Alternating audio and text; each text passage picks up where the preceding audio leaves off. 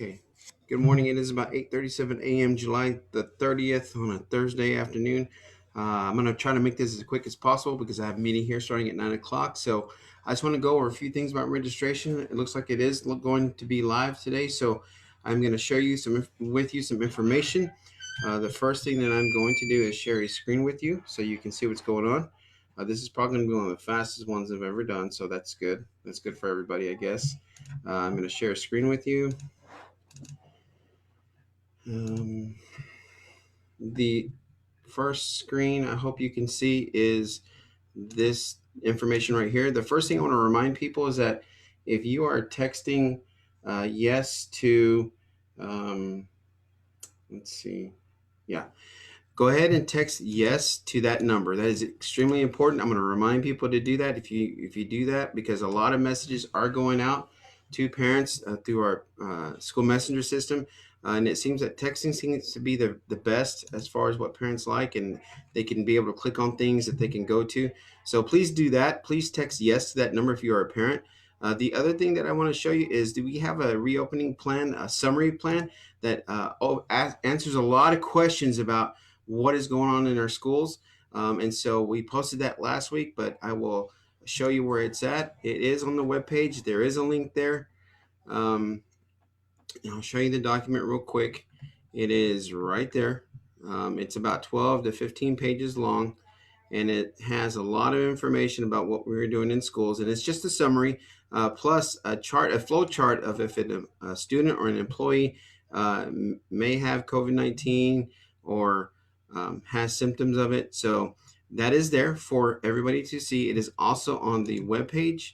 I will show you where it's at. I believe it's in two different places. Um, it's opening. I hope you can see the web page. Let me see here.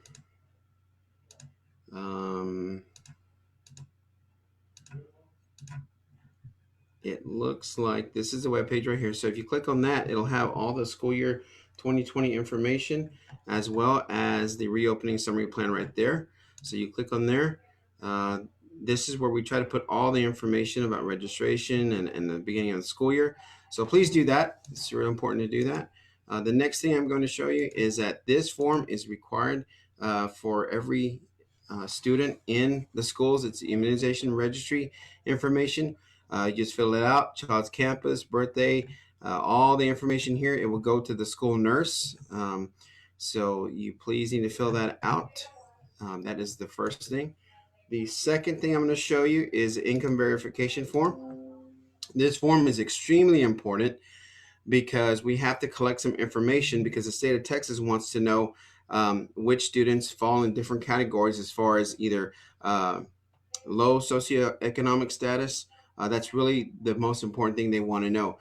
This form, just like the immunization form, can be in English and Spanish. Okay, just with a click, just like that. Put in your student. It is a confidential information form. It's use first name, last name, date of birth, school name, student ID. It asks if you received supplemental assistance, whether through SNAP or TANF, I guess is what it is. If you answer yes to either one of those, you skip to section B, and then it'll ask you some other information here. If you answered yes on either of the above, skip section B. Oh, sorry. If you answered yes to either of the above, skip to section B. If you answer no, go ahead and go to section B. All right, and then click right here and right there. Now on the total yearly income, you just have to pick a range. Okay, it's extremely important because the state of Texas and the United States Department of Ed want to know which kids are in low socioeconomic status as far as the number of household members and the income that's coming in, because they feel those students sometimes fall through the cracks. And so that is where that's at. I will tell you that the information gathered from SNAP and TANF helps us to allow to feed every kid in our schools for free, but we still need to know the information because we have to code them according to what the state and federal government requests us to code them, which we've been coding those kids, all kids, for over 20, 30, 50 years now in all the schools in Texas. So that's that right there. The bus registration form. Again, we've had about 80 people fill out this form. All right. All you have to do is you hit next, and it is in English and Spanish as well. Okay. And you hit click next, go to next, fill out the information. We've had plenty of people do this, and so I appreciate it. It's really helpful for our bus and transportation people to kind of figure out what we're doing as far as people getting on the bus. The next form is, all right, this school registration form and the school registration link. I would tell you, you need a parent portal registration. Okay, so I'm going to show you this. This is how you register your kids. I'm going to show you now. This is the trickiest part you have to do. You have to create an account first. Once you create an account, you can do one or two things. And one or two things is, let me see here. So once you create an account, you can either add a student or link to a student in our system. And I'm going to do that here for you. I'm going to link a student in the system. So I've already created my account.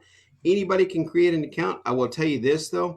What you need to know is you may receive 2 emails once you create an account. The first one is going to be this email right here. You'll get an email that looks like this. It says validate your email. You'll have to click that. I will tell you this, the online registration requires an email. If you do not have an email address, it will not allow you to register a kid. Or if you take off your email address in your parent portal account, it'll take those kids away from you. It'll just say, okay, you don't exist until you put an email address. There's something to do with email address and privacy issues and things like that. So you will get an email once you create your parent portal. You'll get an email to validate your email. And then if you add a brand new student who is new to the district, you'll get this long code here. All right. So those are the 2 things that you need to keep in mind. So now I'm going to show you what happens next. Let me go to the right link. Okay, so I already created an account. I'm gonna hit login. I guess I should have showed you some information first on that screen. Let me log out.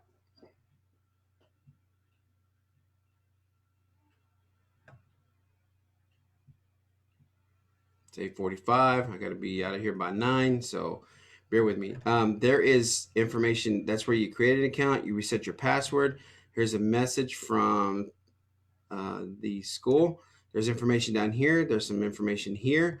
There's some more information here. I will also tell you right up here, you can change this whole thing in English and Spanish. Okay, it'll translate for you in English and or Spanish. If you need help, there is a help button right here.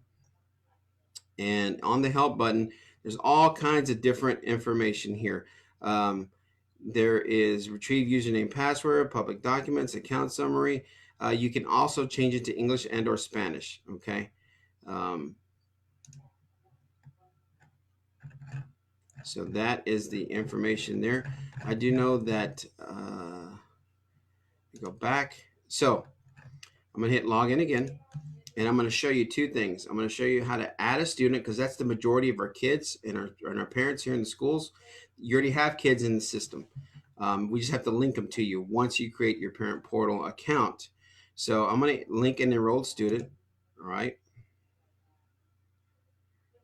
I have permission to link my niece, and so a screen like this will pop up. You put a parent portal ID and a birth date. I am going to stop sharing because I don't need to share with you her parent portal ID number nor her birth date, because then everybody in the world will have that access in. So I'm going to stop sharing that, and I am going to enter it in from the information I have, and then I will show you how it links up. So let me put my niece in there.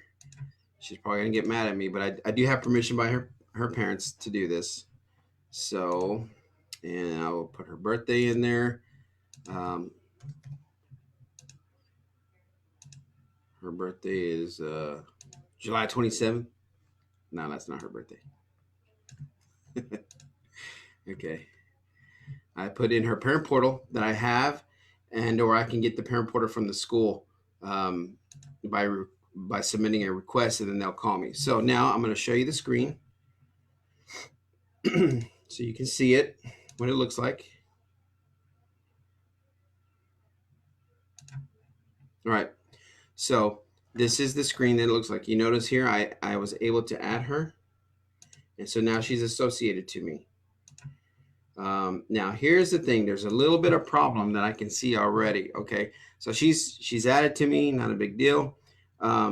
There is a maintain student data. That's how you um, click on the student data as far as now it's not going to show me the information like her address and things like that, because a lot of that is going to be filled out up here at the top. There's going to be a screen that should say fill out all this information. Right now, Mary Lou Armendariz is working with Region 18 because the registration information is gone. It was up here. There'll be a big banner that says, somewhere on the screen, a big banner that says register your kid here, fill out all the information. But I will tell you this, what you can do now is you can look at a summary of information. You can look at her schedule, resume registration. There she is. Okay, now it popped up. I can resume registration. There's a registration in progress. And then I start the registration process. I'm not going to click on that because it's information I don't need to show. So now I can return to the summary. So all the registration over here is pending. This is all the registration information you need to do over here. So you'll do that. If you once you've done that, it goes to the school. I will tell you that if you need to add another student, go back to my students, return to summary. You can add. So now, right now, I'm like, man, I don't know how to add students. Well, right here, you can add a student. All right. And you can add a student by either doing a parent portal or put the birthday if it's a student who is already in our system in the school district. If they're not, you're going to have to do something different. You're going to have to come over here to my account, I believe, and you have to enroll a new student. When you enroll a new student, it's going to be brand new for like our kindergarten people, or anybody who's moved into the district, anybody who says I'm going to school. This is how you enroll that student. You put in their name, first name, all this information you will have to start filling out. Luckily, it's online. You can do it here. You don't have to be at the school. We do know that there's going to be some issues with some students whose parents may not be able to do that. Now, with that being said, we'll have to have them call the school, and we'll do the very best to figure out what it is we need to do. So let me go back here. If you need any help as far as like, I don't know what to do on the screen, you click on the help sign, and man, I'm going really fast. And so I appreciate you guys, hanging out with me and doing this as quickly as I possibly can before my meeting. So there's a help right here. Now I will tell you this: if you click Spanish at the very beginning, it'll change this whole thing in Spanish for you at the very beginning whenever we were logging in. So that's how it is. Sorry, Elizabeth, for putting you on the spot, showing everybody your schedule. But she's a good she's all right, and her mom was okay with me using her schedule so I can show you. Okay, so I believe that is it. Let me go back here, my account. Down over here, you can see summary, attendance, grades, discipline. This password here, you can't see my password. That's just something you do have to come up with a security question. It'll ask you what is the name of your first pet and what have you. So there we go. That is it. I will tell you this: if you remove your email, Elizabeth will go away. You have to have an email. You can't put a number. If you put a cell phone number, it'll verify your mobile number. It'll send you a text message, and you have to verify your mobile number as well. If I remove my email, let me show you. It's going to unlink this child.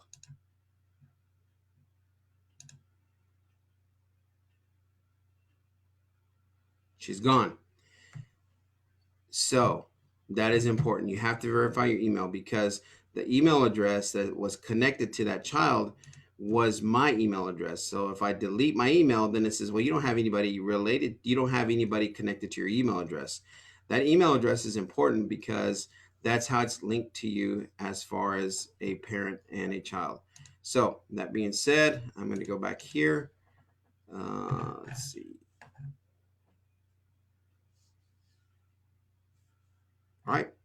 think that's it.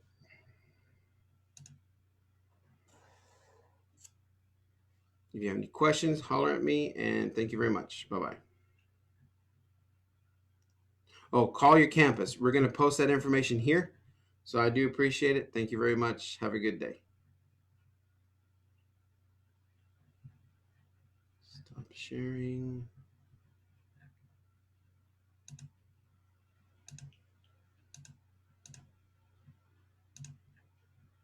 Stop sharing. And we'll see you. Bye-bye.